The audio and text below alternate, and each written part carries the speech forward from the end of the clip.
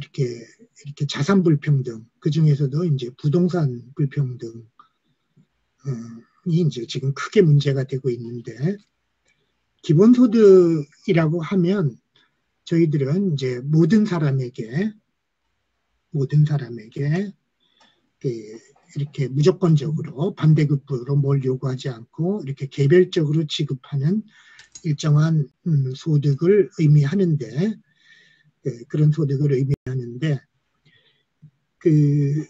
우리는 이건 한국기본소득 네트워크의 정관인데, 이 정관에서는 기본소득의 정의를 이렇게 공유부에 대한 모든 사회 구성원의 권리에 기초한 몫이라는 정의를 하고 있습니다. 그러니까 우리 사회에 공유부라는 게 있고, 그것으로부터 어떤 소득이 발생한다면 그 소득은 모든 사회 구성원이 n분의 1의 권리를 가지고 있다. 이걸 기본소득의 정의로 저희들이 만들었습니다. 우리 정관이니까요. 그리고 핵심적인 특징은 이제 보편성, 무조건성, 개별성이 됐고, 보충적으로 정기성, 그 다음에 현금으로 지급한다. 이런 성질들을 기본소득으로 정의했는데, 이게 공유부에 대한 몫이라고 하는 게, 이 공유부라고 하는 것은 사람의 노력과 관계없이 우리에게 주어진 것, 또 우리가 만들었지만 사람이 만든 건 분명한데 너무 많은 사람이 참여하고 너무 오랫동안 기여를 해서 어느 한두 사람의 몫이라고 이렇게 하기 어려운 것들, 뭐 그런 것들을 보면 천연자원이라든지 토지라든지 환경, 탄소 이런 거죠. 그 다음에 제도도 있을 수 있고요. 또 지식도 있을 수 있겠습니다. 데이터도 그런 것들이죠. 이런 것들이 우리 모두의 공동부인데, 만약 이 공동부로부터 어떤 소득이 발생하는 게 분명하다면 거기서부터 나오는 소득은 일부는 적어도 우리 소유자들에게 똑같은 액수로 갈라주어야 마땅하다. 이걸 이제 기본소득의 철학적인 근거로 삼고 있습니다. 그렇게 보면 우리 이 부가 이제 부동산, 토지라고 하는 것이 가장 첫 번째 공동부, 공유부가 되겠는데요. 토지로부터 얼마나 많은 소득이 나오는가는 뭐 이렇게 지금 논란이 심하게 되고 있기 때문에 말할 필요가 없겠습니다만, 이렇게 제가 여러 자료를 통해서 최근에 데이터를 만들어 봤더니 한국 땅을 팔면 호주 땅을 2.3배를 사고요. 캐나다 땅을 2.7배를 살 수 있습니다. 이제 말이 안 되는 나라죠. 예. GDP분의 지가가 차지하는 걸 보면 한국은 4.2배고요. 호주가 좀 비싼데 3.1배고, 예, 여기 미국이 나와 있지는 않습니다만, 뭐 이런 식으로 이렇게 말이 안 되는 이런 토지 불평등이 우리나라에 지금 목도하고, 이것 때문에 이제 사실은 정권 차원의 위기가 닥쳐 있습니다. 2016년부터 2019년 사이에 이 데이터들은 어떻게 만들어진 것이냐면은 국토부가 실거래가 사이트를 이렇게 공개합니다. 그래서 제가 이 사이트들은, 요 자료들은 2016년도에 서울 시내에 거래된 아파트만 뽑았더니 11만 건 정도가 거래되었고요. 2019년에 다시 뽑았더니 한 7, 8만 건 정도가 거래되었습니다. 그 아파트들을 같은 아파트끼리 매칭했습니다. 그 다음에 평수, 같은 아파트, 같은 평수끼리만, 층수는 매칭하지 않았고요. 같은 아파트, 같은 평수끼리만 매칭을 해서 평균적으로 얼마나 3년 동안 상승했는지를 추정을 했습니다. 그랬더니, 그리고 요거는 가장 많이 상승한 아파트들을 한 20개 이 정도 제가 뽑아봤더니, 레미안이라는 이 아파트는 18억이 올랐고요. 현대 1차 압구정 아파트는 17억이 올랐고 17억 6천만 원, 이런 식으로 올랐습니다. 누가 보아도 이만큼의 이렇게 부동산 아파트 가격 상승은 정당하다든지 하고 전혀 할 수 없는 것인데, 불행하게도 우리 이제 장하성 실장님은 전에 하셨던 분은 불평등의 가장 큰 원인은 임금 불평등이다, 이렇게 생각해가지고 이렇게 부동산 상승보다는 최저임금 상승으로 이제 정책에 초점을 두었고요.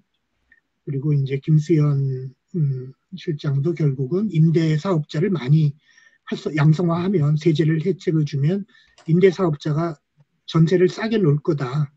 이런 어떤 잘못된 판단하에 그들에게 너무 많은 특혜를 부여했던 것이 지금 이만큼의 아파트 가격 상승을 일으킨 큰 정책 실패들이 되겠습니다. 인식의 실패, 불평등의 원인에 관한 잘못된 파악, 이렇게 불평등에 대한 정책적인 이제 실패 같은 것들이 지금 1, 2년 내로 교정이 되지 않으면 매우 위험한 상황이 되겠습니다.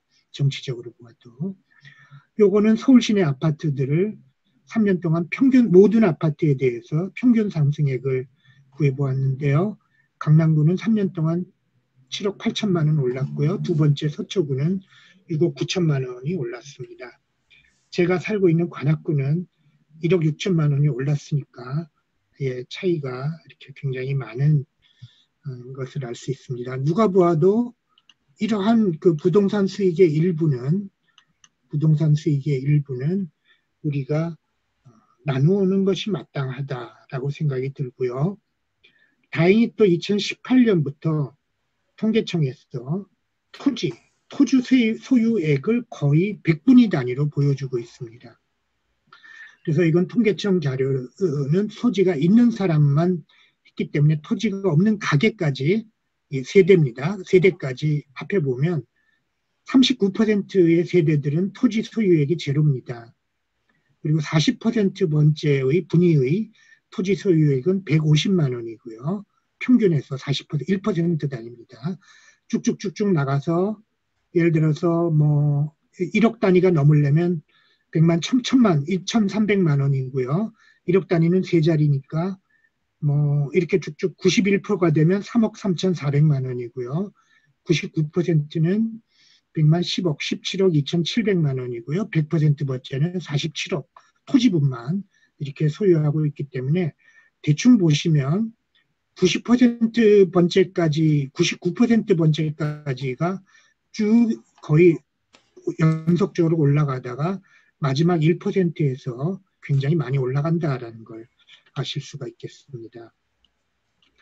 그래서 만약 이 부동산, 이 불로소득은 우리나라 경제에서 가장 큰 문제입니다. 그 가장 큰 문제는 미래 세대가 혁신과 어떤 교육에 대한 투자로 잘 살게 되기를 바라지 않고 부동산 투자를 해서 잘 살게 되기를 바라는 한에 있어서는 이 나라는 미래 경제에서 희망이 없는 나라, 쇠퇴하는 나라가 될 수밖에 없습니다.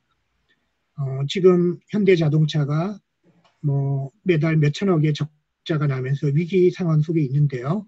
위기의 큰 원인은 코로나 사태이지만 그러나 만약 그 몇 년 전에 한전부지 10조 원을 사지 않고 그거를 지금 현금으로 갖고 있거나 이렇게 기술 투자를 했다면 이런 위기에 빠지지 않았을 텐데 그 부동산에 10조를 투자하는 바람에 지금 이 위기 상황에서 매우 헤쳐나가는데 쉽지 않은 상황이 되어 있습니다. 이런 정부가 할 수 있는 기업에 대해서 혁신을 도와줄 수 있는 가장 큰 역할은 뭐 이렇게 돈을 빌려주는 게 아니라 기업으로 하여금 혁신하지 않는 방법으로는 돈을 벌 수 없게 해주면 되거든요. 혁신만으로 돈을 벌 수 있게 나머지를 다 부동산 투기 이런 걸로 돈을 벌 수 있는 길을 막아줘야 되는데 그걸 터놓고 나서 기업의 현대자동차가 무너지면 우리는 고용이 얼마나 무너질지 매우 어려운 상황에 있겠습니다. 이때 가장 간단한 해법 중에 하나는 모든 토지에 대해서 지금 실효세율은 0.16%밖에 되지 않습니다만 0.5%의 토지세를 부과한다면 한 30조 원 정도의 수입이 생기고요.